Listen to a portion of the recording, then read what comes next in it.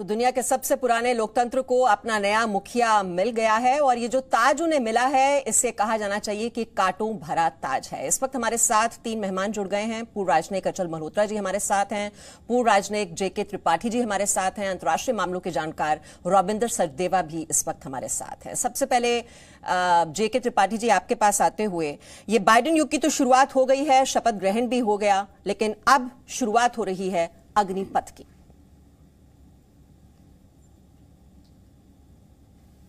जी देखिए, ये बाइडेन युग की शुरुआत हुई है क्योंकि डोनाल्ड ट्रंप के समय का जो भी पॉलिसीज थी उसमें काफ़ी फ़र्क आएगा कुछ चीज़ों को छोड़ करके।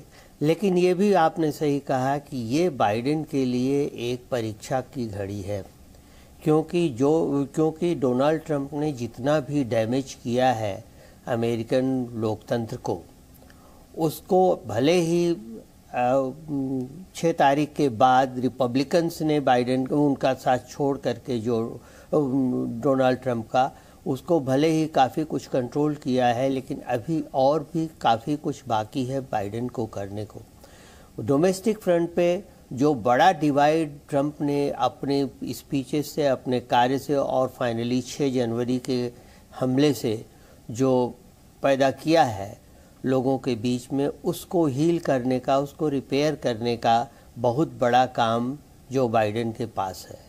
फॉरेन पॉलिसी के तौर पे जो कुछ चीज़ें जो कि ट्रंप ने की हैं, जैसे कि WHO से हट जाना, पेरिस क्लाइमेट पैक्ट से हट जाना, WTO से हटना, ये सारी चीज़ें जो की हैं इसको भी बाइडेन धीरे धीरे ठीक करेंगे। और कहा जा रहा है, अभी पहली खबर यही आई है कि WHO और पेरिस पैक्ट को फिर से अमेरिका ज्वाइन करेगा। एक चीज़ जो है वो और हो सकती है बाइडेन करेंगे, जो कि उनके लिए काफ़ी मुश्किल भी है, ईरान के साथ निपटना, क्योंकि ईरान पर सैंक्शन लगाया ट्रंप एडमिनिस्ट्रेशन ने। इस सब के बावजूद कि ईरान के खिलाफ कुछ भी टेंजिबल या कुछ भी सबूत ऐसे नहीं मिले कि ईरान न्यूक्लियर एग्रीमेंट का, न्यूक्लियर प्लान के एग्रीमेंट का ईरान फॉलो कर रहा है, लेकिन फिर भी ट्रंप ने उनके खिलाफ, ईरान के खिलाफ ये सैंक्शन लगाए।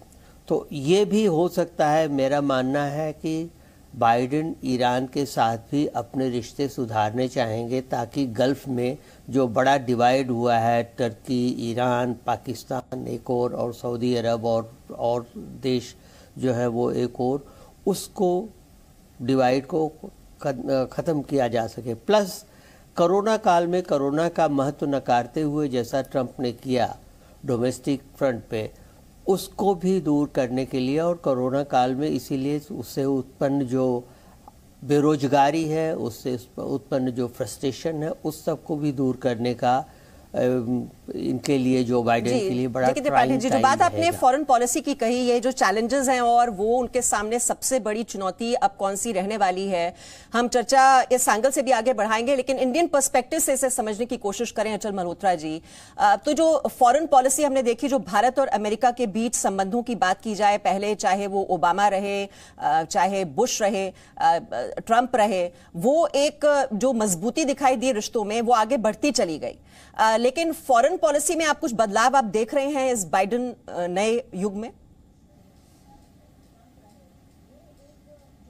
देखिए, 2 बातें हैं। एक तो अमेरिका की ओवरऑल फॉरेन पॉलिसी की अगर आप बात करें तो वो एक अलग चीज हो जाती है, उसके बारे में हम बात करेंगे। लेकिन जहां तक भारत का सवाल है, अगर हम इंडिया के पर्सपेक्टिव से देखते हैं तो पिछले ये पूरे इतिहास पे अगर आप नजर मारेंगे तो मुझे लगता है कि 1947 से लेकर 2000 तक भारत और अमेरिका के रिश्तों में कुछ ऐसा नहीं हुआ जिसे हम सेलिब्रेट कर सके।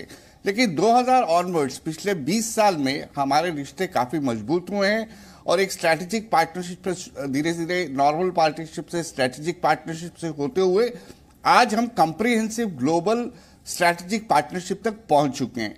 तो ये और इस दौरान हमने डेमोक्रेट्स को भी डील किया है और हमने रिपब्लिकन्स को भी डील किया, और एक बाईपार्टीजन सपोर्ट है अमेरिका में पॉलिटिकल डिवाइड के ऊपर उठकर कि भारत को इंगेज करना है और भारत से डील करना है। तो इस लिहाज से अगर देखा जाए तो हमें काफी हम निश्चिंत होकर बैठ सकते हैं।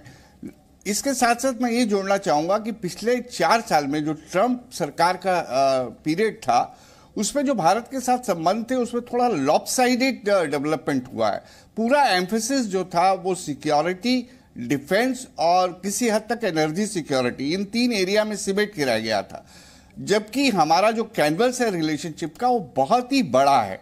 और इसके चलते हुए जैसे ट्रेड, इन्वेस्टमेंट है, इसमें कुछ ऐसे इरिटेंट आ गए थे हमारे रिलेशनशिप में, और बहुत कोशिशें करने के बावजूद भी जो एक मिनी ट्रेड डील की बात हो रही थी वो नहीं हो पाया था।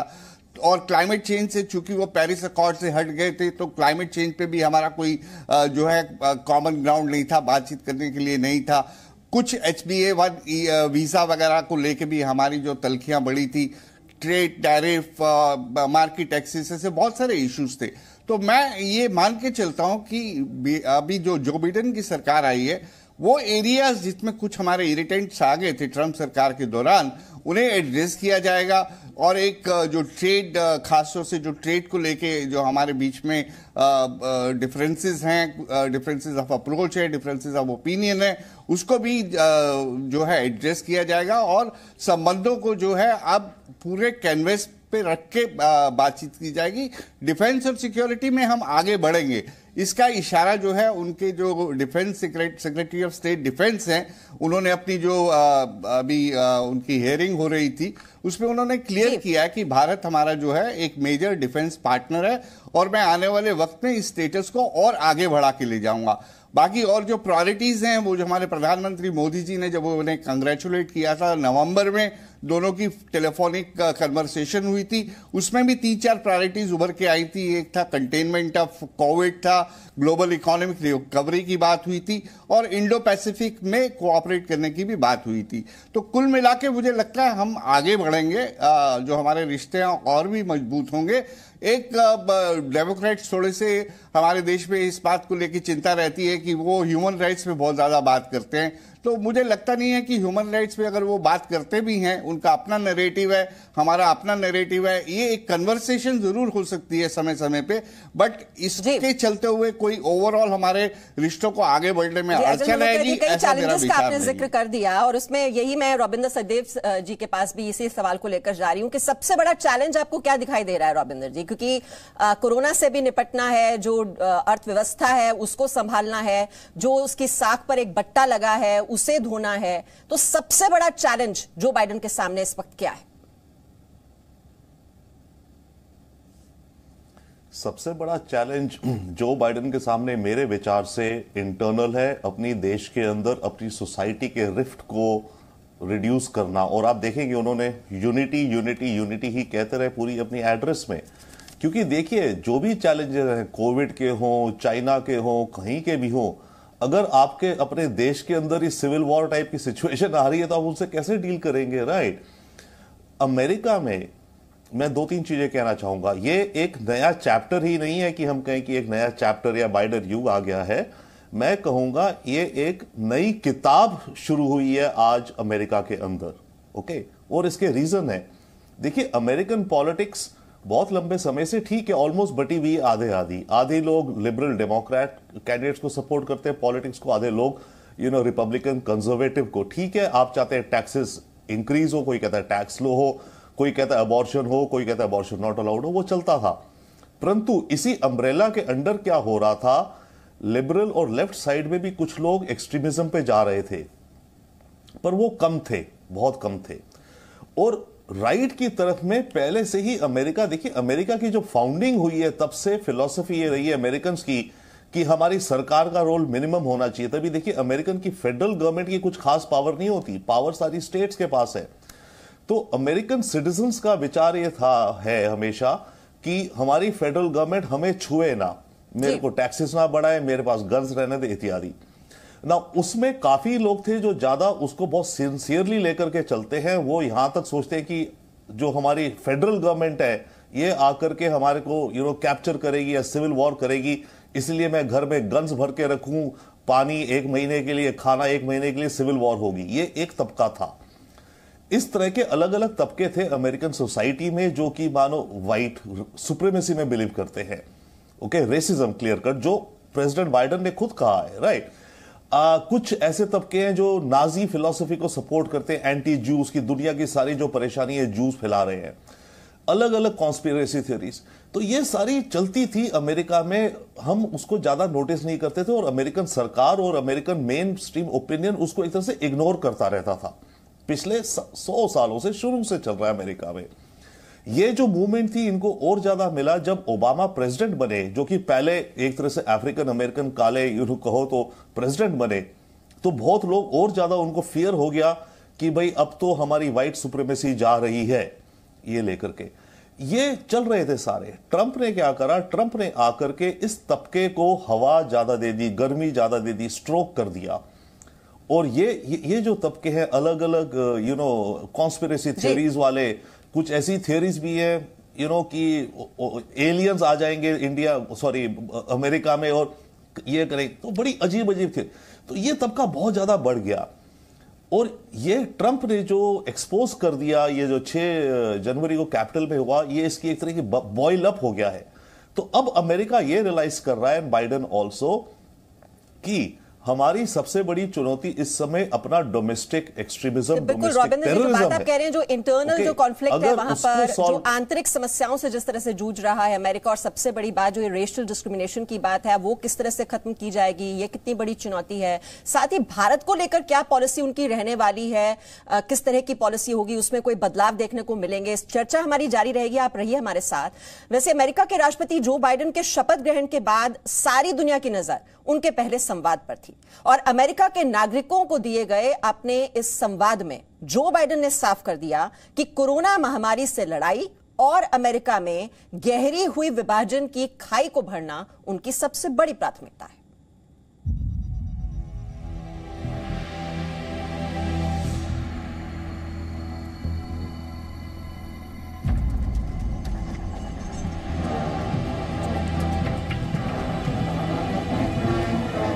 अमेरिका में वक्त बदल गया है। नई उम्मीदों के साथ नई चुनौतियों का सामना करने के लिए जो बाइडेन सत्ता को संभाल चुके हैं। ऐसे में बाइडेन ने अपने शपथ ग्रहण समारोह में जो कुछ भी कहा, उस पर सिर्फ अमेरिका की नहीं, पूरी दुनिया की निगाहें टिकी हुई थी। बाइडेन ने अपने संबोधन में अपने शपथ ग्रहण को लोकतंत्र की जीत का दिन बताया। This is America's day. This is democracy's day. A day of history and hope. Today, we celebrate the triumph not of a candidate, but of a cause, the cause of democracy. The people, the will of the people has been heard, and the will of the people has been heeded. चुनाव जीतने के बावजूद Donald Trump ना तो हार मानने को तैयार थे, न बाइडेन को सत्ता सौंपने के लिए तैयार थे। ऐसे में सत्ता के हस्तांतरण से पहले अमेरिका ने कैपिटल में हिंसा भी देखी। बाइडेन के संबोधन में इस हिंसा का भी जिक्र था और डोनाल्ड ट्रंप का भी। I thank my predecessors of both parties for their presence here today. I thank them from the bottom of my heart. And I know the resilience of our Constitution and the strength of our nation, as does President Carter, who I spoke with last night, who cannot be with us today, but whom we salute for his lifetime in service. Corona महामारी भी इस बार अमेरिकी चुनाव में बड़ा मुद्दा थी और अपने भाषण में भी बाइडेन ने इस महामारी से निपटने के लिए एकजुट होने का जिक्र किया। बाइडेन ने कोरोना से पैदा हुए हालात की तुलना वर्ल्ड वॉर 2 से कर डाली। Much to repair, much to restore, much to heal, much to build, and much to gain. Once in a century virus that silently stalks the country. It's taken as many lives in 1 year as America lost in all of World War II. Millions of jobs have been lost. Hundreds of thousands of businesses closed. Joe Biden ने जिस America की कमान संभाली है, उसे America में हुए गृह युद्ध के बाद सबसे विभाजित अमेरिका कहा जा रहा है। ऐसे में बाइडेन ने अमेरिका को एकजुट करने का संकल्प भी दोहराया है। My whole soul is in this, bringing America together, uniting our people, uniting our nation. And I ask every American to join me in this cause. Uniting to fight the foes we face: anger, resentment and hatred, extremism, lawlessness, violence, disease, joblessness and hopelessness. With unity, we can do great things, important things. Democrats की जीत के साथ इस बार America में एक नया इतिहास भी लिखा गया है। पहली बार महिला उपराष्ट्रपति मिली। बाइडेन ने अपने संबोधन में अमेरिका में हुए इस बदलाव का भी जिक्र किया, साथ ही साथ अमेरिका को और बेहतर बनाने की बात कही। Here we stand, we're 108 years ago at another inaugural. Thousands of protesters tried to block brave women marching for the right to vote. And today, we mark the swearing in of the first woman in American history elected to national office, Vice President Kamala Harris. सारी दुनिया की राजनीति में America का राष्ट्रपति असर डालता है, लेकिन इस वक्त अमेरिका के नए राष्ट्रपति को सबसे पहले अपने देश को एकजुट करना है। ये चुनौती काफी बड़ी है, क्योंकि अमेरिका में विभाजन की खाई जितनी गहरी हो चुकी है, उसे भरना इतना भी आसान नहीं। ब्यूरो रिपोर्ट, जी मीडिया। जेके Tripathi ji, make America great again, ये ट्रम्प का नारा हुआ करता था, लेकिन अब जो मैसेज दिया जा रहा है जो बाइडेन का, वो ये है कि मेक अमेरिका यूनाइटेड अगेन। और उनके इनॉग्रेल एड्रेस में जो सबसे ज्यादा जोर था वो इसी यूनिटी पर था, इसी एकता पर था, क्योंकि सामाजिक तौर पर बात की जाए, राजनीतिक तौर पर, वैचारिक तौर पर इतना बड़ा विभाजन अमेरिका में पहले कभी नहीं देखा गया जो ट्रम्प के कार्यकाल में देखने को मिला। देखिए, ये पिछली शताब्दी में जब अमेरिका का सिविल वार हुआ था तभी ऐसा विभाजन देखा गया था, और उसके बाद से करीब 150 साल के वक्फे में कभी भी ऐसा कुछ नहीं दिखा कि जिससे लगा कि अमेरिकन कम्युनिटी विभाजित हो गई है। लेकिन ट्रंप ने आकर के पहली बार ऐसा किया। और आप देखिए ट्रंप के सपोर्टर्स कौन थे, जैसा कि सचदेवा साहब बता रहे थे, ट्रंप के सपोर्टर्स जो है मिडिल और सदर्न अमेरिका के राज्यों के जो रूरल बैकग्राउंड के लोग थे, जो कि बहुत ज़्यादा पढ़े लिखे नहीं थे, जो कॉन्फेडरेशनलिस्ट थे, और जो ऐसे थे कि उनको यही लगता था कि हम वाइट सुप्रीमेसिस्ट थे, जो जिनको ये लगता था कि बैराक ओबामा के आने के बाद से अब वाइट सुप्रीमेसी हमारी ख़त्म हो जाएगी और काले हम पे कब्जा कर लेंगे। तो ये सब, और एक तरह से मिस इन्फॉर्मेशन कैंपेन चलाया जा रहा था ट्रंप के जो बड़े स्टॉन्च सपोर्टर्स थे उनके द्वारा। इस चीज़ को और हवा दी जा रही थी, जिससे कि सोसाइटी में, अमेरिकन सोसाइटी में खुद ही इतनी डिवाइड हो गई। और इसी डिवीजन के चलते जो बाइडेन की अब सबसे बड़ी जो चुनौती है वो ये है कि सबसे पहले अपने राष्ट्र के अंदर अपने घर को किसी गृह युद्ध जैसी आशंका से, सिविल वार जैसी आशंका से बचाना, फिर से एकजुट करना, और उनको उसके बाद आर्थिक अर्थव्यवस्था को पटरी पर लाना है।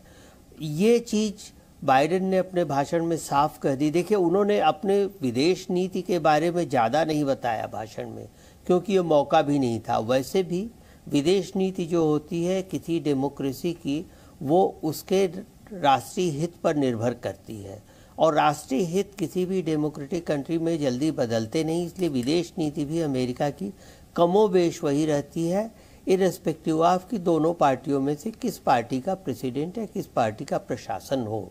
इसलिए विदेश नीति पे ज़्यादा न बोलते हुए उन्होंने जो बोला वो हीलिंग के लिए बोला, रिपेयर्स के लिए बोला। उन्होंने कहा कि मैं सारे अमेरिका का प्रेसिडेंट हूँ, जिन्होंने मुझे वोट नहीं दिया है, मैं उनके साथ मुझे और भी ज़्यादा मेहनत से काम करना पड़ेगा, उनका दिल जीतना पड़ेगा, और हमें जो हमने 6 जनवरी को देखा जैसा डिवाइड है, जैसी हिंसा, वो अमेरिका फिर कभी भी अपने भविष्य में न देखे, इसके लिए प्रयास करना पड़ेगा।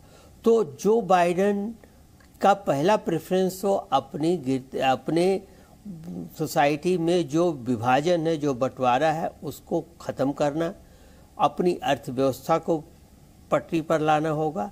और जहाँ तक रही बात विदेश नीति की, विदेश नीति जैसे मैंने कहा आमतौर पे सेम ही रहती है। वैसे भी आप देखिए कि एंथोनी ब्लिंकन ने जब सीनेट के सामने परसों पेश हुए तो उन्होंने साफ साफ ये कहा कि ट्रंप की पॉलिसीज़ में हमें परिवर्तन आमूल चूल करना होगा, लेकिन कुछ चीज़ें वही रहेंगी, जैसे कि चीन के साथ हमारा रिश्ता वही रहेगा जैसा ट्रंप के दौरान था। मतलब ये कि चीन के साथ संबंध बहुत नहीं सुधरेंगे, चीन को कोई ज़्यादा कंसेशन देने की कोई बात नहीं है। और ब्लिंकन तो यहाँ तक गए कि उन्होंने माइक पॉम्पियो की भी तारीफ की कि माइक पॉम्पियो ने चीन को ये बता दिया कि चीन जो है it is committed for grave genocide and crime against humanity. जी तो जी देखिए त्रिपाठी जी, चीन और पाकिस्तान की अगर बात की जाए इसको लेकर ये बदलते युग में हम ये पॉलिसी कितनी फेवरेबल रहने वाली है, मैं चर्चा जरूर उस एंगल में भी आगे बढ़ाऊंगी। लेकिन उससे पहले अचल मल्होत्रा जी, जिस ग्रेटेस्ट की बात की जाती है अमेरिका की ओर से, और 6 जनवरी को वो दुनिया के सामने जग जाहिर हो गई कि लोकतंत्र की जड़ें कितनी कमजोर हो चुकी हैं अमेरिका में। और जो बात यहाँ पर जेके त्रिपाठी जी भी कह रहे हैं कि मजबूती के साथ अमेरिका को फिर उस पुराने दौर में लेकर आना, ये इतना आसान आपको नजर आ रहा है? नहीं मीमांसा जी, बहुत बड़ा चैलेंज है। जहां तक डेमोक्रेसी का बात है, वो प्रेसिडेंट बिडेन ने खुद अपना इस बात को स्वीकारा है कि आज हमने एक फिर से देखा कि लोकतंत्र जो है कब कितना कमजोर पड़ सकता है और लोकतंत्र को बचाना एक कितना बड़ा चैलेंज है उनके लिए। ठीक है, इलेक्शन हो गया, ट्रांसफर ऑफ पावर भी हो गई, पीसफुल ट्रांसफर ऑफ पावर भी कह सकते हैं इसे, under the shadow of gun. लेकिन एक जमीनी हकीकत अभी ओवरनाइट नहीं बदली जा सकती, और वो जमीनी हकीकत ये है कि ट्रंप और ट्रंप जैसे सोच रखने वाले काफी बड़ी तादाद में अभी भी अमेरिका में है। क्योंकि ट्रंप ऐसा तो नहीं है कि बुरी तरह से हारे, काफी उन्हें करीब 47-48% वोट मिले, अबाउट 74-75 मिलियन लोगों ने उसे सपोर्ट किया। ठीक है, 6 जनवरी के बाद हो सकता है कुछ मतभेद हो, कुछ रिपब्लिकन्स ने उनका साथ छोड़ दिया हो, लेकिन ओवरनाइट इस सोच को बदल पाना ये एक अपने आप में बहुत बड़ा चैलेंज है। और ये जो समस्या है, ये मैं ये नहीं मानता कि ये पिछले 4 साल में सिर्फ ट्रंप की देन है। ये जो पोलराइजेशन है, ये काफी समय से इनकी सोसाइटी का डिवाइड जो है काफी समय से धीरे धीरे बढ़ रहा था। और ये आप कह सकते हैं कि ट्रंप की पॉलिसीज या नीतिज या अप्रोच को देखते हुए ये एकदम से मैनिफेस्ट हुआ, और इस हद तक मैनिफेस्ट हुआ कि ये आउट ऑफ कंट्रोल हो गया 6 जनवरी को, और उस एपिसोड को हमेशा अमेरिका की हिस्ट्री में एक डार्क स्पॉट की तरह याद किया जाएगा। तो चैलेंज बहुत बड़ा है, कहना बहुत आसान है, और किसी भी डेमोक्रेसी के लिए एक पॉलिटिकल डिवाइड जो आइडियोलॉजी बेस्ड होती है वो तो हेल्दी होती है, और अगर उसे पीसफुली एक टॉलरेंस के साथ एक दूसरे के साथ आप उसे डिस्कस करें, डिबेट करें, तो ये एक चीज होती है। लेकिन जो सोसाइटी में डिवाइड होती है, जो पोलराइजेशन है, मुझे लगता है कि इस अमेरिका के एक्सपीरियंस से बहुत से दुनिया के देशों को सीखने की जरूरत है कि हर मुमकिन कोशिश की जाए कि कम से कम सोसाइटी में डिवाइड नहीं हो, क्योंकि सोसाइटी की डिवाइड को भरना बहुत मुश्किल हो जाता है। आइडियोलॉजी बेस्ड पॉलिटिकल डिवाइड जो पीसफुली डिस्कशन डिबेट के ऊपर चलती है, कभी एक आइडियोलॉजी जीतती है तो अगली बार दूसरी आइडियोलॉजी जीतती है, वो एक अलग चीज हो जाती है। तो इसको ये मुझे लगता है बहुत बड़ा चैलेंज है सोसाइटी की डिवाइड को, इस खाई को जो भर पाना। बिल्कुल, खाई जितनी ज्यादा बड़ी होती जाती है, लोकतंत्र उतने ही बड़े खतरे में पड़ता चला जाता है। और अबिंदर सचदेव जी, ट्रंप भले ही चले गए हों, जो बात अचल मल्होत्रा जी कह रहे हैं, लेकिन ट्रंप का एक बहुत बड़ा सपोर्ट बेस अभी भी अमेरिका में मौजूद है, और उससे तो निपटना होगा ही जो बाइडेन को, क्योंकि जो ट्रंप की छाप है वो तो अभी कई वर्षों तक रहने वाली है अमेरिका में। ओ बिल्कुल, कई वर्षों तक, जनरेशंस तक रहेगा, एक जनरेशन तक तो इसके रिपल्स रहेंगे। मैं एक चीज कहना चाहता हूं, देखिए अमेरिका में जो आज हो रहा है इसका एक और पर्सपेक्टिव भी है। अमेरिका में एक टू पार्टी सिस्टम है मेनली, राइट। तो जैसे अभी बात हो रही है कि ट्रंप को करीब 70-75 मिलियन लोगों ने वोट दिए। अब सारे के सारे तो एक्सट्रीमिस्ट नहीं है ना विचार के सारे ये थोड़ी सोचते हैं कि हिलरी क्लिंटन बच्चों को किडनैप करके उनका ब्लड ड्रिंक करती है, काइंड ऑफ अ थिंग। बहुत सारे लोग इसको बिलीव करते हैं, राइट। पॉइंट इसकी उस 70 मिलियन में बहुत सारे लोग हैं जो कि रिपब्लिकन प्रिंसिपल्स को भी, लो टैक्सेस होने चाहिए, गवर्नमेंट का रोल मिनिमम होना चाहिए, इकोनॉमी ठीक जानी चाहिए, इत्यादि इत्यादि में। अब उन्हीं के साथ मिक्स हो गए ये जो एक्सट्रीमिस्ट, फंडामेंटलिस्ट, रेसिस्ट, सुप्रीमिस्ट वगैरह। ट्रंप ने क्या करा, और एब्सोल्युटली ये तो बड़े समय से चल रहा था, तो ये जो सारे लोग हैं ये रिपब्लिकन साइड की तरफ ज्यादा है, राइट। तो अब इन्होंने ज्यादा वोकल होने शुरू हो गए, तो इन्होंने एक तरह से रिपब्लिकन पार्टी की जो नैरेटिव को डोमिनेट कर दिया। और ट्रंप ने एक तरह से कहे ना, इसको पैंडर किया या अपीज किया, या उन्होंने सोचा कि मैं इसको उकसाऊं तो पॉलिटिकल फायदा होगा, और होने हुआ भी। पर अंजाम यह हुआ कि अब जो 70 मिलियन लोग हैं इनमें से मानो करीब 20 मिलियन हो गए जो करीब फुल्ली ट्रंप जो कहता है वो सोचते हैं ट्रंप भगवान है, वो भगवान ने भेजा हुआ है। बट 50 मिलियन और भी हैं जो कि रिपब्लिकन प्रिंसिपल्स पर चलते हैं। बट ये 20 मिलियन ओवरटेक कर गए हैं उस 50 मिलियन को भी। अभी आप देखिए जो इलेक्टोरल कॉलेज के रिजल्ट्स की बात थी हाउस में, उसमें 2/3 रिपब्लिकन रिप्रेजेंटेटिव्स ने कहा कि इन रिजल्ट्स को वापस किया जाए और मतलब बाइडेन को एक्सेप्ट ना करा जाए, राइट। तो चैलेंज अब ये है because of the two party system. अब या तो रिपब्लिकन पार्टी ये करे जैसे तैसे ये करे कि इस तरह के जो लोग हैं इनकी हम बात बिल्कुल नहीं सुनेंगे, ये हमें वोट देना दें, हम इनकी बात नहीं सुनेंगे। रिपब्लिकन पार्टी वो कर सकती ना, वो नहीं कर पाएगी क्योंकि कुछ फंडामेंटल बिलीफ्स रिपब्लिकन पार्टी के जो है वो कॉमन है। तो but at the same time अब इन लोगों के बेसिस पर आप पावर में आएंगे तो आप वही करेंगे जो इस समय हो रहा था। आई मीन रेसिज्म, एक्सट्रीमिज्म, उसको इग्नोर किया जा रहा था और उसको बढ़ाया जा रहा था। तो असल में आई थिंक रिपब्लिकन पार्टी के सामने भी ये कि मंथन का वक्त है। America, American society as well as Republican party आगे कैसे अपने को इस पूरी लेगेसी से धीरे धीरे हटाती है, और बहुत मुश्किल होगा, आसान बिल्कुल नहीं होगा। ये जो डिवाइड है, बाइडेन कह रहे हैं यूनिटी यूनिटी यूनिटी, तो ठीक है, पर यूनिटी से पहले उन्हें करना है प्रिवेंट वायलेंस। अभी आने वाले दिनों में, वक्तों में, सालों में अमेरिका के अंदर क्या वायलेंस बढ़ जाएगा। क्योंकि देखिए एक चीज होगी, अभी जनवरी 6 को जो हुआ उसके चलते FBI वगैरह ढूंढ ढूंढ के पकड़ रही है इस तरह के लोगों को। अब ये लोग यही कहेंगे, देखा हम तो यही कहते थे जब बाइडेन आएगा, सोशलिज्म आएगा, कम्युनिज्म आएगा, ये लोग हमें पकड़ के जेलों में डालेंगे। और एक्चुअली पकड़ के डालेंगे क्योंकि उन्होंने क्राइम करा है। बट उनके पास कॉन्स्पिरेसी की थियरीज बनने का, फैलाने का नैरेटिव बन जाएगा कि देखा हमने तो यही कहा था, अब हमें इनसे लड़ना है। तो बाइडेन की प्रॉब्लम यह भी होगी कि कितना strongly American police, civil I mean intelligence agencies कितनी स्ट्रांगली जो लोग इन चीजों को बढ़ावा देते हैं, जो रिंग लीडर्स हैं इस तरह के कबाल्स के अलग अलग, उनको कैसे रोका जाए, कैसे एलिमिनेट किया जाए, उनको कैसे उनको सोसाइटी से निकाला जाए।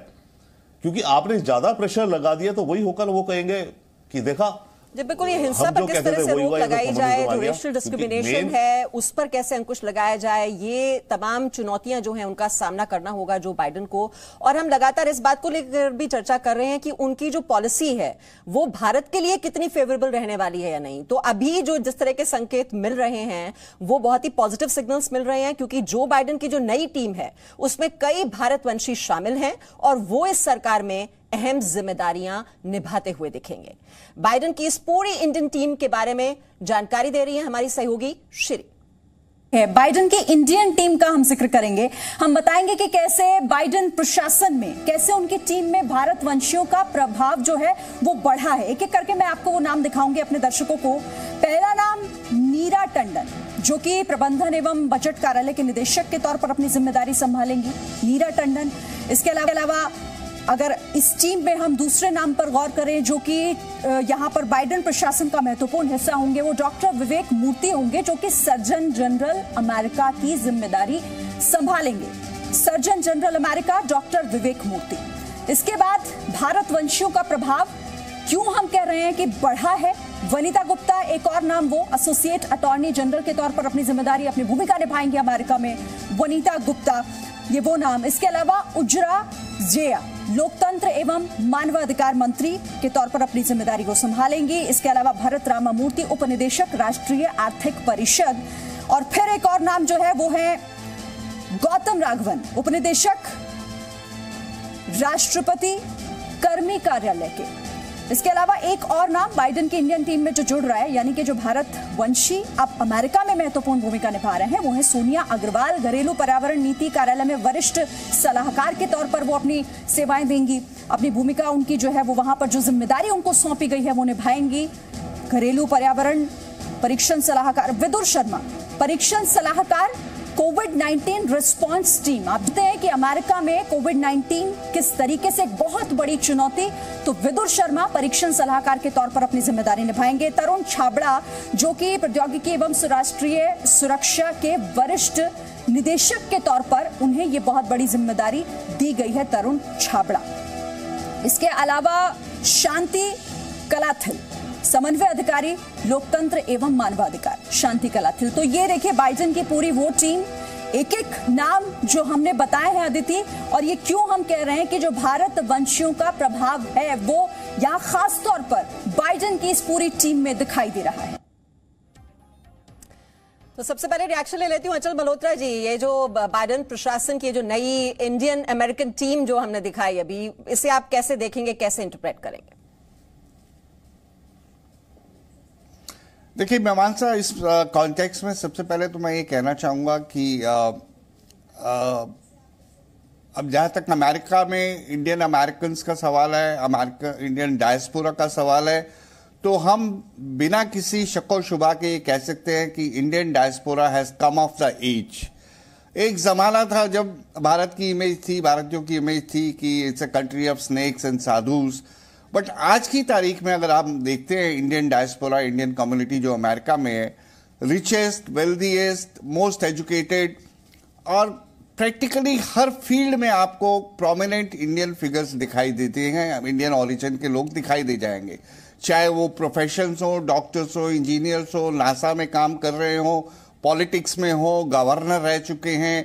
अब देखिए एक इंडियन ओरिजिन की जो लेडी हैं कमला हैरिस, वो first vice president, women first vice president of USA बन के उन्होंने एक इतिहास रच दिया अपनी देश, अपनी कंट्री के लिए, जो इंडियन डायस्पोरा के लिए भी एक प्राउड होने का विषय है और हमारे लिए भी एक बहुत खुशी की बात है। तो ये जो टीम है यहाँ तक तो ठीक है, लेकिन इसके बाद मैं ये कहना चाहूँगा कि सब जो इंडियन अमेरिकन्स हैं वो पहले अमेरिकन्स हैं, उसके बाद वो इंडियन अमेरिकन्स हैं या अफ्रीकन अमेरिकन्स हैं या फिर वो कोई तीसरे अमेरिकन्स हैं। तो अमेरिका के इंटरेस्ट सबसे पहले होंगे और होने भी चाहिए, क्योंकि उन्होंने ऑप्ट किया उस कंट्री को, अब वो वहाँ के नेशनल्स हैं, तो अमेरिका के इंटरेस्ट सर्वोपरि होंगे। लेकिन उसके बावजूद चूंकि वो इंडियन ओरिजिन है, उनका थोड़ा उनकी समझ इंडिया के बारे में ज़्यादा अच्छी है, तो कहीं ना कहीं वो पॉलिसीज़ को इन्फ्लुएंस करने में, रिफ्लेक्ट करने में, हमारी पोजीशंस को ज़्यादा अच्छे समझने में मदद कर सकते हैं या रिलेशंस को और आगे बढ़ाने में अपना एक अहम रोल अदा कर सकते हैं। मैं कभी भी इस बात से बहुत ज़्यादा एक्साइटेड नहीं हो जाता कि देखिए कि फला कंट्री में, फला में इंडियन ओरिजिन के लोग बहुत बड़ी ऊंची पोजीशन पे पहुंचे हुए हैं। मुझे लगता है ये उनके पॉइंट ऑफ व्यू से अगर आप देखा जाए तो एक किस्म से उनको एक बहुत ही बड़ी समस्या भी हो जाती है कि वो जिस कंट्री के नेशनल्स हैं, जिस कंट्री में रह रहे हैं, जिस कंट्री को उन्होंने अब अडॉप्ट कर लिया है, उसके इंटरेस्ट को आगे बढ़ाएं, और या फिर अगर उस बात में कॉन्फ्लिक्ट हो रहा है इंडिया के साथ, तो किस बात पे कहाँ खड़े हों वो, तो जाहिर है कि वो अमेरिका के साथ ही खड़े होंगे जब अमेरिका के इंटरेस्ट की बात आएगी। बट बहरहाल ये एक बहुत ही पॉजिटिव डेवलपमेंट है इन दी ओवरऑल कॉन्टेक्स्ट कि Indian diaspora has done so well in America. इससे भारत की छवि भी जो उसमें काफी सुधार आता है, और ये अपने आप में इंडियन ओरिजिन के लोगों की जो नई जनरेशन आ रही हैं उनको भी काफी हद तक इंस्पायर करेगा आगे बढ़ने के लिए, पॉलिटिक्स में जाने के लिए और उस कंट्री का एक अहम हिस्सा बन के उस कंट्री की प्रॉस्पेरिटी और प्रोग्रेस में अपनी तरफ से कंट्रीब्यूट करने के लिए ये एक बहुत ही बड़ी इंस्पिरेशन रहेगा। जी त्रिपाठी जी, आप इसमें कुछ ऐड करना चाहेंगे? ये भारतीय अमेरिकियों का जो बढ़ता दबदबा है, ये एक बहुत ही बड़ा पॉजिटिव सिग्नल है। देखिए, मैं मल्होत्रा साहब की बात से 100% सहमत हूँ कि ठीक है, वहाँ भारतीय मूल के लोग आए हैं, बढ़े हैं, वो जगह जगह बड़ी इंपॉर्टेंट पोजीशन में आ रहे हैं, लेकिन इसका मतलब ये नहीं है कि वो वहाँ की पॉलिसी को, वहाँ की विदेश नीति को भारत के पक्ष में मोड़ने में सफल होंगे या मोड़ने की कोशिश भी करेंगे, क्योंकि वो सबसे पहले अमेरिकन है। हमें ये नहीं भूलना चाहिए कि वो स्पीच राइटर हो या डायरेक्टर कम्युनिकेशन हो या डायरेक्टर कुछ और चीज़ के हों, लेकिन वो चाहे जिस कंट्री के हों, चाहे जिस देश के रहने वाले हों, मूल के हों, लेकिन वो एक पैरामीटर में रह के काम करते हैं और वो पैरामीटर होता है कि जो उनके बॉसेस हैं, जो राष्ट्रपति और उपराष्ट्रपति हैं, उनकी जो सोच है उसके अंदर रह करके उनको काम करना होता है। वो इन्फ्लुएंस करने की कोशिश कुछ मामलों में भले कर सकते हैं, लेकिन कितना सफल होंगे ये कहा नहीं जा सकता। हम जरा ज़्यादा एक्साइट हो जाते हैं कि भारतीय मूल के ये आ गए, भारतीय मूल के वो आ गए, लेकिन जो भी भारतीय मूल का आया है वो पहले वहाँ का नागरिक है। हम जैसे ये नहीं, ओबामा का एडमिनिस्ट्रेशन आया, अफ्रीकी अमेरिकन थे, तो ऐसा नहीं हुआ कि ओबामा के एडमिनिस्ट्रेशन में केन्या के लिए स्पेशल जगह हो गई, केन्या के लिए स्पेशल झुकाव हो गया। इसी तरह से कमला हैरिस के आने से या और भारतवंशी लोगों के आने से ऐसा नहीं होगा कि एकदम से भारत की ओर पॉलिसी का झुकाव हो जाएगा। पॉलिसी जो है वो डेमोक्रेट्स की हो या रिपब्लिकन्स की हो, पार्टी की गाइडलाइंस पे, पार्टी के मैनिफेस्टो पे चलती है। तो हाँ, थोड़ा बहुत वो लोग हो सकता है इन्फ्लुएंस करने की कोशिश करें और थोड़ा बहुत कामयाब हो जाएं, लेकिन उससे ज़्यादा कुछ नहीं। जी रविंद्र सचदेव, इस पर आपका भी रिएक्शन लेना चाहूंगी कि अमेरिकन इंटरेस्ट तो देखिए सर्वोपरि हैं, लेकिन जिस तरह की टीम का कॉम्पोजिशन इस वक्त नजर आ रहा है और जब पहले उपराष्ट्रपति रह चुके हैं जो बाइडेन और उनकी टीम के कुछ ऐसे सदस्य हैं जो अब इस टीम का भी हिस्सा बनेंगे, तो आपको लगता है वो पॉलिसीज जो हैं वो इंडिया के पक्ष में कम से कम कह सकते हैं कि इंक्लिनेशन रहेगा, फेवरेबल रहेगी?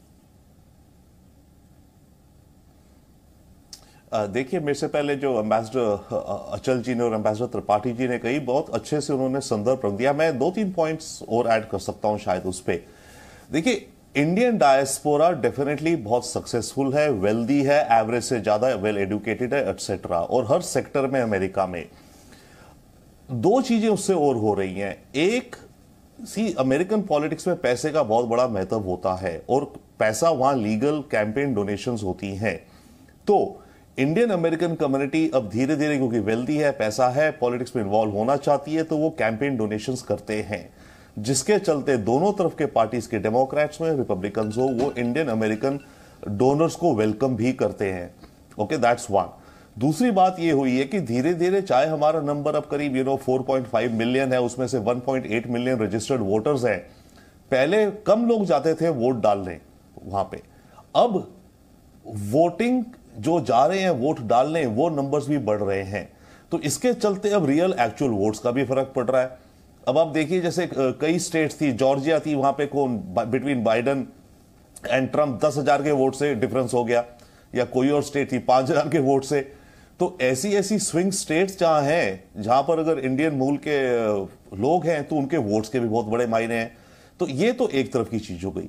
दूसरी बात यह हुई है कि पिछले 20 वर्षों में मेरे ख्याल से इंडियन अमेरिकन कम्युनिटी ज्यादा अवेयर होगी। देखिए, कैंपेन डोनेशंस पहले भी करते थे, पर पहले लोग खुश हो जाते थे कि मैंने ना सेनेटर के साथ फोटो खिंचवा ली और वो फोटो खिंचवा के मैंने अपने घर के मेन जगह रख दी, देखो मैं इस सेनेटर को जानता हूं। ये बहुत होता था पहले, आज से 20 साल पहले एंड मोर। अभी भी वैसे ही काफी होता है फोटो ऑप। बट अब ये हो गया है कि फोटो ऑप के साथ असलियत में क्या वो सेनेटर या कांग्रेसमैन हमें सपोर्ट कर रहा है। ठीक है, Bharat, if not Bharat necessarily, but you see Indian American community की इश्यूज विद इन अमेरिका भी हैं। बहुत लोग बिजनेसमैन हैं, स्मॉल बिजनेस वाले हैं, उनको अमेरिकन फेडरल गवर्नमेंट या अपनी स्टेट गवर्नमेंट से कुछ उनको फेवरेबल पॉलिसीज चाहिए, राइट। तो इंडियन अमेरिकन कम्युनिटी के जो अपने इंटरेस्ट है अब उसने वहां आगे रखने शुरू कर दिए हैं। और इसमें अमंग्स अदर थिंग हमें काफी, इनफैक्ट मैं भी एक इसी तरह के कुछ ग्रुप्स के साथ इन्वॉल्व रहता हूं, को फाउंडर हूं मैं, तो one of the most active groups का। तो हमने जूइश लॉबी से भी देखा कि ये लोग इन्फ्लुएंस कैसे करते हैं अमेरिकन पॉलिटिक्स को फॉर अपने इंटरेस्ट विद इन अमेरिका और एज वेल एज अमेरिका की पॉलिसी टुवर्ड्स इजराइल। तो इन सब चीजों से लर्निंग्स आई हैं। प्लस एक बहुत बड़ी लर्निंग आई मेरे ख्याल से हमारे डायस्पोरा को, जब यूएस इंडिया न्यूक्लियर डील हुई, क्योंकि वो 5 साल 6 साल चलती रही और उस दौरान काफी कुछ हमें इंडियन डायस्पोरा ने कुछ तो रोल प्ले किया to communicate and inform on Capitol Hill lawmakers को, अमेरिकन मीडिया को, कि ये डील अमेरिका के लिए क्यों अच्छी है। क्योंकि देखिए, आपको अगर अमेरिका से इंडिया के लिए कुछ करना है, आप ये कहेंगे हमें इंडिया के लिए अच्छा है, तो अमेरिका में कौन सुनेगा आपकी बात? अमेरिका और अमेरिकन लीडर्स तो वही बात सुनेंगे ना, जैसे अभी अचल जी भी कह रहे हैं, त्रिपाठी जी भी कह रहे हैं, जो कि अमेरिका के हित में हो। तो जो न्यूक्लियर डील को प्रमोट किया गया विद इन अमेरिका, अमेरिका खुद कहता था उसके अपने इंटरेस्ट का, बट डायस्पोरा ने भी यही लॉजिक डाला कि ये अमेरिका के इंटरेस्ट में है कि इंडिया के साथ ये डील करी जाए। तो ये सारा बैकग्राउंड रहा। नाउ अब coming to the appointments, definitely so ये लोग अपने मेरिट पे उठे हैं और अपनी पॉलिटिकल नेटवर्किंग, अपनी पॉलिटिकल सैवी से उठे हैं ये लोग। बट एक चीज और ध्यान रखिए, it's also a testimony to the American democracy और अमेरिकन सिस्टम जी, कि जहां पर इमिग्रेंट्स आकर के उस लेवल पे वहां पहुंच जाते हैं। राइट, हमें यह देखना चाहिए कि इंडिया में या किसी और डेमोक्रेसी में क्या हम इमेजिन कर सकते हैं किसी और देश के लोग आए हों, यहां बन के सिटीजन रह रहे हों और इस तरह से उठते उठते हमारे वाइस प्रेसिडेंट तक बन जाए। तो अमेरिकन पॉलिटिक्स बड़ा डिफरेंट है। देखिए, वो कुल मिलाकर जो अमेरिकन इंटरेस्ट है, जैसे आपने कहा कि वो सर्वोपरि हो जाते हैं, लेकिन अगर इंडियन डायस्पोरा अच्छा परफॉर्म कर रहा है और ऊंचे पदों पर बैठ रहा है, तो ये कहीं ना कहीं हमारी जो छवि है देश की, वो भी इससे सुधरती है, क्योंकि पूरी दुनिया में एक मैसेज जरूर जाता है। तो राष्ट्रपति जो बाइडेन ने अपने पद की शपथ ले ली है और इस समारोह का आयोजन और समापन दोनों ही बेहद शानदार रहे। लेकिन इस शपथ ग्रहण समारोह में राष्ट्रपति जो बाइडेन ने जिस बाइबल की शपथ ली, वो बाइबल अपने आप में बेहद खास है। Ladies and gentlemen, the President-elect of the United States.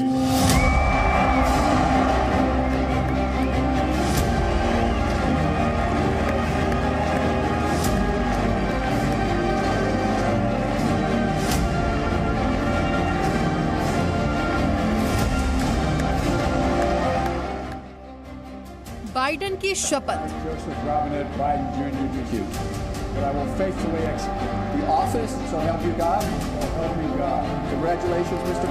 Bible पर हाथ रख कर ली शपथ।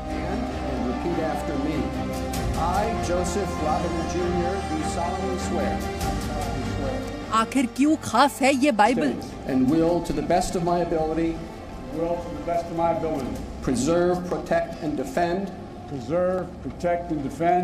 the Constitution of the United States. The Constitution of the United States. So help you God. So help me God. Congratulations, Mr. President. Joe Biden ने America के 46वें राष्ट्रपति के तौर पर अपना कार्यकाल संभाल लिया, लेकिन इस कार्यकाल की शुरुआत हुई एक शपथ से। वो शपथ जिसकी बुनियाद पर अब आने वाले 4 वर्षों तक वो अमेरिका की किस्मत को बदलेंगे।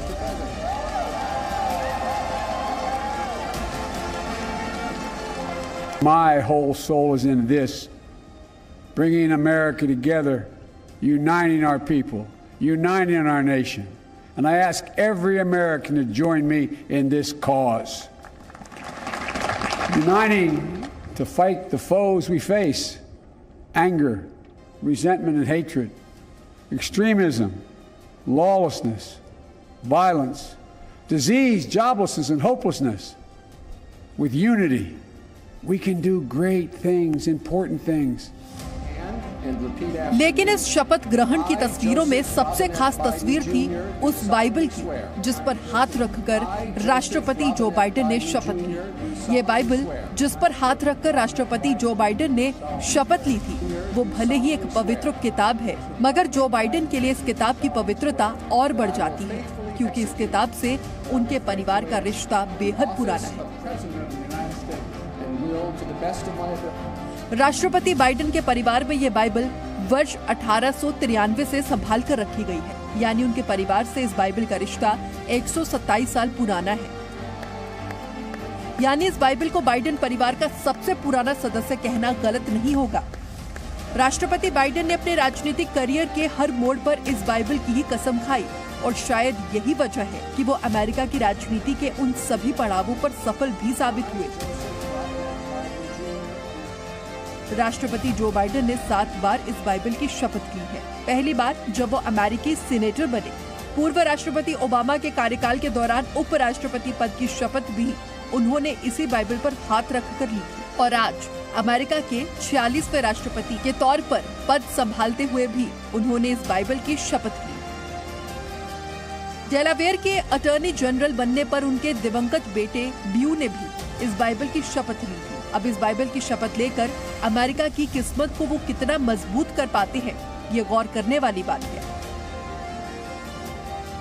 ये भी देखना होगा कि राष्ट्रपति बाइडेन के कंधे पर कोरोना से लेकर अर्थव्यवस्था तक काफी बड़े बड़े बोझ हैं, जिनका वजन वो कैसे कम करते हैं।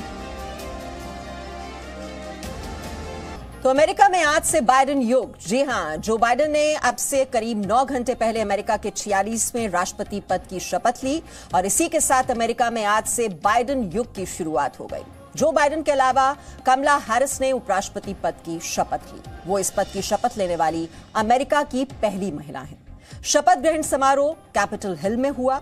अमेरिका के पूर्व राष्ट्रपति जॉर्ज बुश, बिल क्लिंटन और बराक ओबामा समारोह में मौजूद रहे।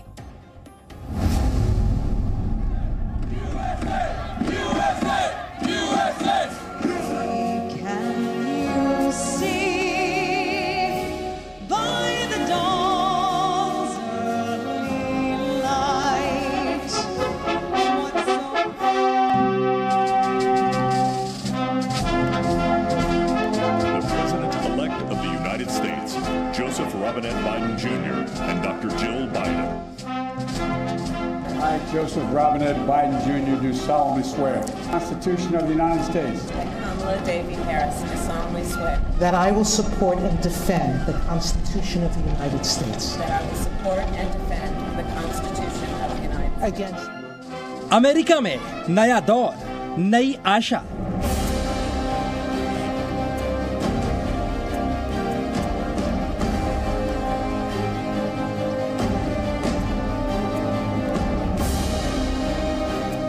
This is America's day. This is democracy's day. A day of history and hope. Biden युग में कितना बदलेगा America? Constitution of the United States. So help you God. So help you God. Congratulations, Mr. President. My whole soul is in this. Bringing America together, uniting our people. Uniting our nation. And I ask every American to join me in this cause. सबसे शक्तिशाली कुर्सी, सबसे मुश्किल चुनौती।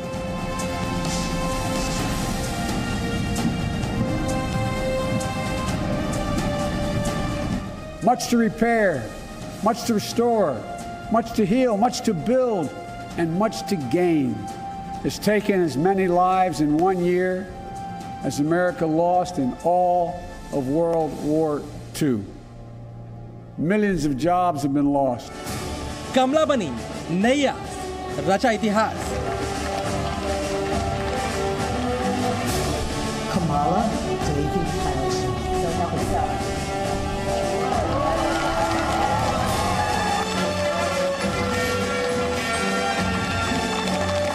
Here we stand. We're 108 years ago at another inaugural.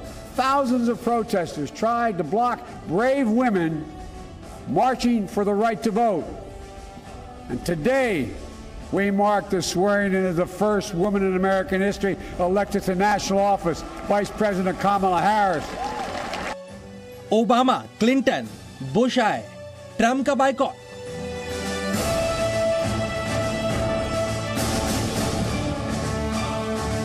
I thank my predecessors of both parties for their presence here today. I thank them from the bottom of my heart, as does President Carter, who I spoke with last night, who cannot be with us today, but whom we salute for his lifetime in service. America में Biden युग। तो अचल मल्होत्रा जी, सबसे उम्र दराज अमेरिकी राष्ट्रपति Joe Biden, शायद सबसे कम उम्र में वो सेनेटर बने थे, 6 बार सेनेटर भी रहे, लंबा अनुभव है। तो ये ज्यादा उम्र होना, ज्यादा अनुभव होना, ये फायदेमंद साबित होगा उनके लिए या नुकसानदायक?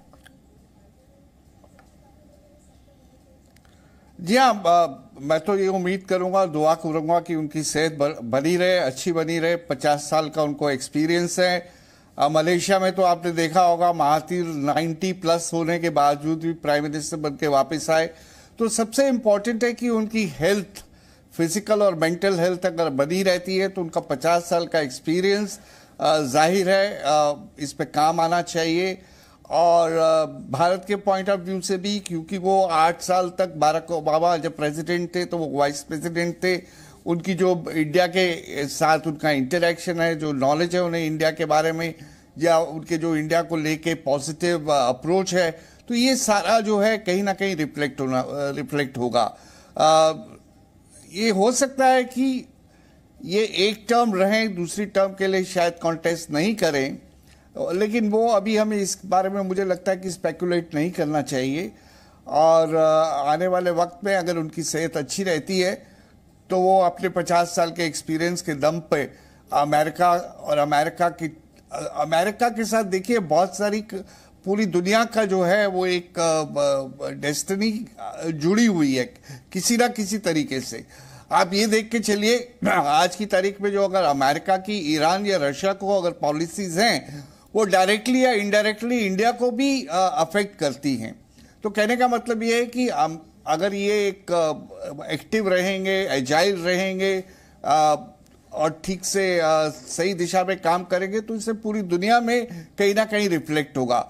और मान लीजिए जैसे ईरान के साथ ये वही सैंक्शंस की पॉलिसीज को लेके चलते हैं तो इनडायरेक्टली उसका इम्पैक्ट हमारे ऊपर पड़ रहा है। रशिया से अगर उनकी नाराजगी रहती है तो उसका भी इम्पैक्ट हमारे ऊपर पड़ रहा है, हम वहां से डिफेंस इक्विपमेंट वगैरह लेने में हमें अड़चन आ सकती है।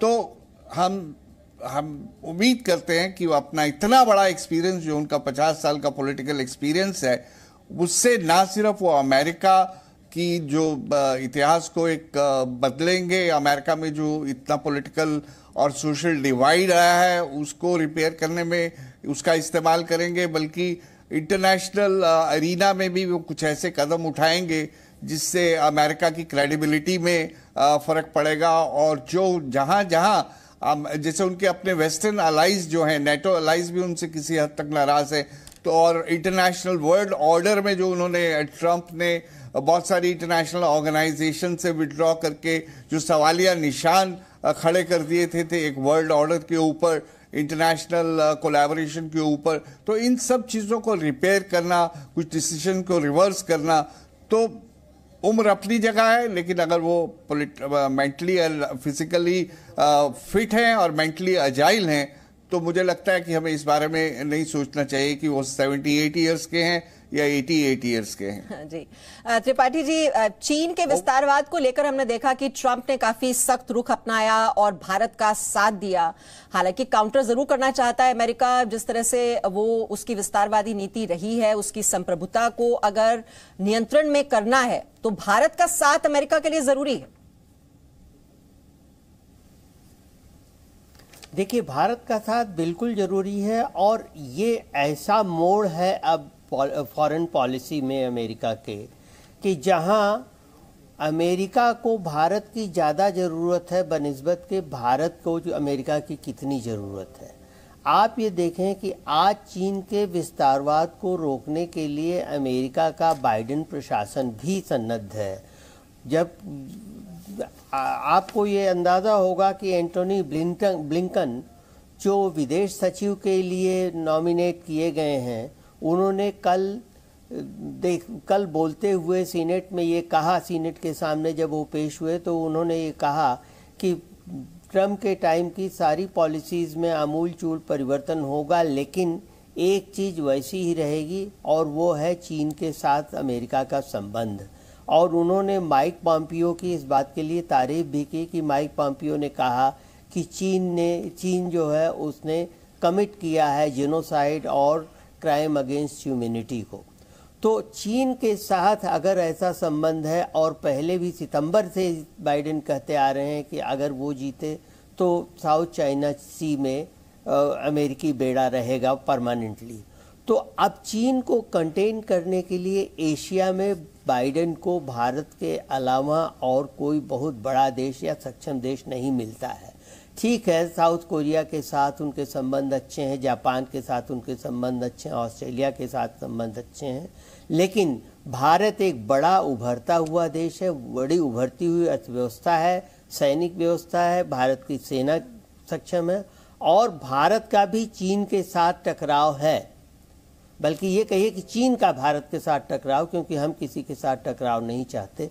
तो ये चीज़ भी जो है ये भारत के पक्ष में जाती है। और फिर भारत की जो भौगोलिक स्थिति है एशिया में, जो जिसके चलते कि अफ्रीका से लेकर के और वियतनाम तक या इंडोनेशिया मलेशिया तक ये सारे क्षेत्रों में भारत, इस सारे समुद्री रास्तों में भारत की पहुंच है।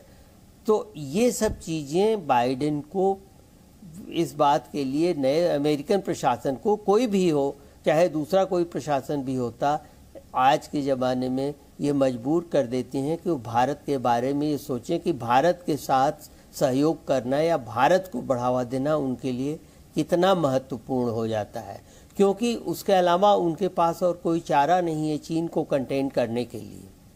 जी रॉबिंदर सचदेव जी, अमेरिका को भारत की ज्यादा जरूरत है बनस्पत इसके कि भारत को अमेरिका की जरूरत है, जो बात यहां पर त्रिपाठी जी कह रहे हैं, आप उससे इत्तेफाक रखते हैं? यस, मैं रखता हूं। मैं थोड़ा बस पीछे जाके American policy with regards to China में मेरे को आप 1 मिनट देंगे, I just put a point. देखिए, कोरोना से पहले अमेरिका और चाइना में टेंशंस चल रही थी, trade Wars and this and that, और अमेरिका को दिख रहा था कि चाइना राइजिंग पावर है, उसको कैसे रोका जाए। साउथ चाइना सी में पहले भी पंगे चल रहे थे, राइट, 1 साल पहले। But at the same time Trump China से डील कर रहे थे। पिछली जनवरी में जो यूएस चाइना की ट्रेड डील हुई थी उसमें यह था कि चाइना अमेरिका से एग्रीकल्चर, सोया वगैरह ज्यादा खरीदेगा, कॉर्न, और ट्रंप को यह था ये ज्यादा खरीदेगा, ट्रेड बैलेंस कम होगा, और जो फार्मर्स हैं उनको फायदा होगा तो मेरे को पॉलिटिकल फायदा होगा। 1 सेकेंडली, हांगकांग में जब प्रोटेस्ट हो रही थी अमेरिका ने शुरू में कुछ नहीं कहा था। तीसरा, शिनजियांग उइगुर में जो हो रहा था अमेरिका उसमें कहता था थोड़ा बहुत, ज्यादा नहीं, तो अमेरिका चल रहा था। अमेरिका की पॉलिसी जो टोटल कन्वर्ट हुई anti China was due to COVID. जब कोविड शुरू हुआ तो पहले 1-2 महीने बाद फिर ब्लेम आने लगा ट्रंप के ऊपर कि आपने मतलब अमेरिका को कोविड से बचा नहीं रहे हो, आपकी पॉलिसी क्या है, इत्यादि इत्यादि इत्यादि। तो ट्रंप को सडनली आया कि मैं चाइना को ब्लेम करूं। तब अराउंड मार्च और middle of the last year मैं कहूंगा अमेरिका फाइनली पिवट हुआ। उससे पहले अगर हम सोचे कि अमेरिका चाइना को लेकर के पूरा दबाव कर रहा था जैसे आज हम सुन रहे हैं, वैसे बिल्कुल नहीं था। ओके, क्योंकि अमेरिका चाइना से डील करने के मूड में भी था। जो अब देख रहे हैं, मैं बता रहा हूं, ट्रेड डील्स थी, उइगुर देख लीजिए, हांगकांग देख लीजिए।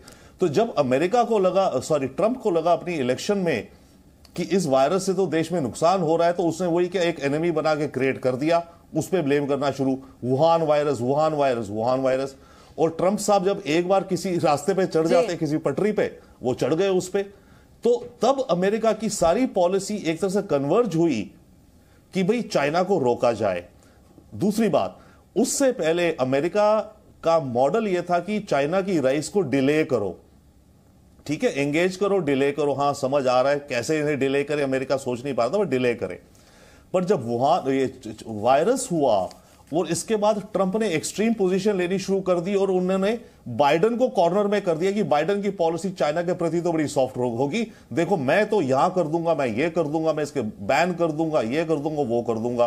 तो ट्रंप ने चाइना को एक तरह से पंच करना शुरू कर दिया ज्यादा, और अपनी पॉलिसी ज्यादा स्ट्रांग कर दी against China for his own political reasons, by the way, with in America.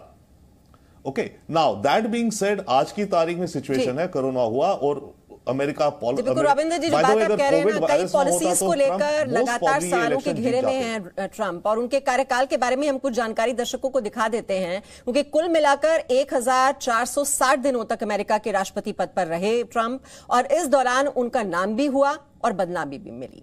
हमारी सहयोगी शिरीन बताएंगी ट्रंप के 1460 दिनों की पूरी कहानी। देखिए रिपोर्ट। डोनाल्ड ट्रंप के नाम रिकॉर्ड जिनके लिए उन्हें याद हमेशा रखा जाएगा, तो ये देखिए झूठ बोलने के लिए वो बदनाम रहे हैं। और रिकॉर्ड किस तरीके से, ये ग्राफिक्स के जरिए अपने दर्शकों को आंकड़ों के जरिए दिखा देते हैं। 1460 दिन, और 1460 दिन के दौरान 30,558 झूठ डोनाल्ड ट्रंप ने बोले हैं। बहुत इंटरेस्टिंग ये फैक्ट है, यानी कि आप इसे समझिए 30,558 झूठ का मतलब क्या हो गया। एक एवरेज अगर आप इसे देखेंगे तो 20 झूठ प्रतिदिन डोनाल्ड ट्रंप बोलते थे, चाहे उन्होंने कोरोना को लेकर झूठ बोला हो या फिर अर्थव्यवस्था को वो किस तरीके से जो वो मजबूती दे रहे हैं, वो इस तरीके से झूठ बोलते आए और अपने नाम एक बड़ा रिकॉर्ड कर गए। विवादित राष्ट्रपति के तौर पर भी जाना जाएगा डोनाल्ड ट्रंप को। उनके कार्यकाल में बहुत सारी बातें ऐसे हुई जो उन्हें विवादों की तरफ खींच कर ले गई। लेकिन देखिए, हम एक गैलप की सर्वे रिपोर्ट के आधार पर आपको बता रहे हैं कि 59% लोग अमेरिका के ऐसे थे, यानी कि 59% अमेरिकन ऐसे रहे जो नहीं पसंद करते थे, जो नहीं चाहते थे। उनका यह मानना था कि वो फिट नहीं है, अनफिट हैं। और 41% लोग ही ऐसे थे जो चाहते थे कि डोनाल्ड ट्रंप अमेरिका के राष्ट्रपति के तौर पर फिट हैं। यह अपने आप में बताता है कि आखिर कैसे कम स्वीकार्यता होने के बावजूद वो राष्ट्रपति पद पर बने रहे। और कई ऐसे फैसले, चाहे पेरिस समझौते से अमेरिका को अलग करना हो, कोरोना को लेकर कई विवादित बयान होने दिए। अचल मल्होत्रा जी, इसी पर रिएक्शन, ये जो पूरा कार्यकाल रहा वो विवादों से भरा रहा, सबसे विवादित अमेरिकी राष्ट्रपति, और अप्रूवल रेटिंग जिस राष्ट्रपति की सबसे कम रही। बिल्कुल मीमांसा, मैं आपके इस सवाल का जवाब देता हूं। इससे पहले आपने चाइना के बारे में बात करी थी जी, तो मैं एक थोड़ा सा इसमें ऐड कर देता हूं जो अम्बेसडर त्रिपाठी और रविंदर जी ने बोला। जो रिपोर्ट्स मैंने पढ़ी हैं उसके हिसाब से जो सामने आ रहा है, अमेरिका जो बाइडेन की एडमिनिस्ट्रेशन है वो 3 एरियाज में चाइना को एंगेज करेगी, क्लाइमेट चेंज और ट्रेड और ह्यूमन राइट्स। लेकिन साथ ही साथ ये कोशिश करी जाएगी कि जहां तक संभव हो चाइना को एक्सेस जो है American high technology, sensitive areas, higher education, academia, research, इस तरह के एरियाज में या इन्वेस्टमेंट इन सेंसिटिव एरियाज, इन सब पे किसी ना किसी तरह से बंदिश लगाने या रोक लगाने की कोशिश करी जाएगी। तो एक 2 प्रोंज अप्रोच लेके वो चाइना के साथ बिडेन एडमिनिस्ट्रेशन जाने वाली है। और बहरहाल वो जो उनकी ओरिजिनल पॉलिसी है कि चाइना को कंटेन करना और चाइना जो कंपीट कर रहा है अमेरिका को पोजीशन नंबर 1 से डिस्प्लेस करने की, उसको रोकना और उसको रोकने में भारत की सहायता लेना, ये बरकरार रहेंगी। तो हैविंग सेड दैट, जब आपका सवाल आया तो प्रेसिडेंट ट्रंप तो अपनी इलेक्शन कैंपेन के दौरान से लेकर ही एक बहुत ही अनप्रेडिक्टेबल और एक टोटली हटके जिसे बोलते हैं, उनकी पर्सनालिटी जो उभर के आई और उन्होंने फिर अपने जो डिसीजंस भी लिए अपने 4 साल के कार्यकाल में, उसमें बहुत ही अनप्रेसिडेंटेड डिसीजन थे। इसका पूरी ग्लोबल जिसे कह सकते हैं स्ट्रक्चर पे, अमेरिका की रेपुटेशन पे, अमेरिका की क्रेडिबिलिटी पे, आप ये देखिए उन्होंने बहुत कम अंतर्राष्ट्रीय पटल पे बहुत कम खुश करने वाले डिसीजन लिए, ज्यादा उन्होंने नाराज करने वाले डिसीजन लिए। लेकिन उनके ऐसे बहुत से फैसले जो कि सवालों के घेरे में रहे और कैसे अब उनको पलटने की कोशिश करें Joe Biden. Presenting V news app available on Google play and app store. Download it now.